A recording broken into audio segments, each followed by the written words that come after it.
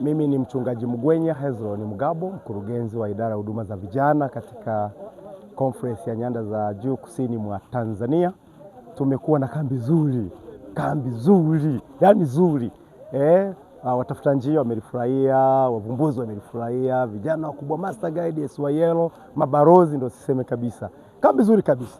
Na namshukuru Mungu kwamba limekuwa na matokeo makubwa ya vijana wengi. Hapa tumejifunza mambo mengi, mpaka watu walikuwa na darasa 6, wengine wa 5, uko tu wanafanya tu mafunzo na kukuwa na wakati ambako ulikuwa ruzi wa mambo mengi kutofanyika. Tumejifunza nishani, tuzo, kozi mbalimbali za uongozi, madarasa katika vyama vyetu, na kwa namna pekee vijana na hotuba zilizokuwa zinatolewa na warsha mbalimbali, jana wamebatizwa watu 65.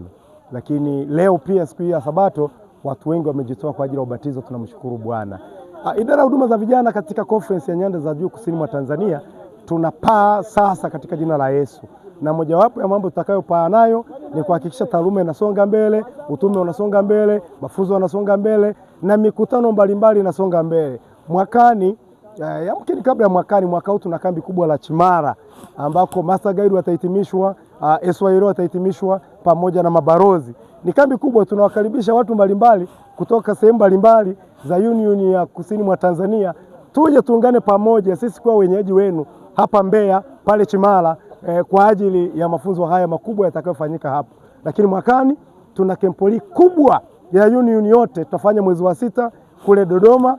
Ninakuandaa mtafuta njia, Master Guide, karibu katika kempoli hiyo kubwa ambayo itakuwa inaendelea mahali pale. Lakini tuna Pan Africa itafanyika South Africa,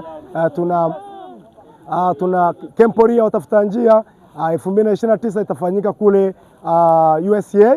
Ninawaandaa, endeleeni kujiandaa katika matukio makubwa yaliyo mbele yetu na safari za kiutume ambazo zinaandaliwa kuelekea kule Israeli, watafuta njia, SYL, mabarozi. Twende tukajifunze historia ya kibiblia iliyoandikwa na inayoonekana wazi.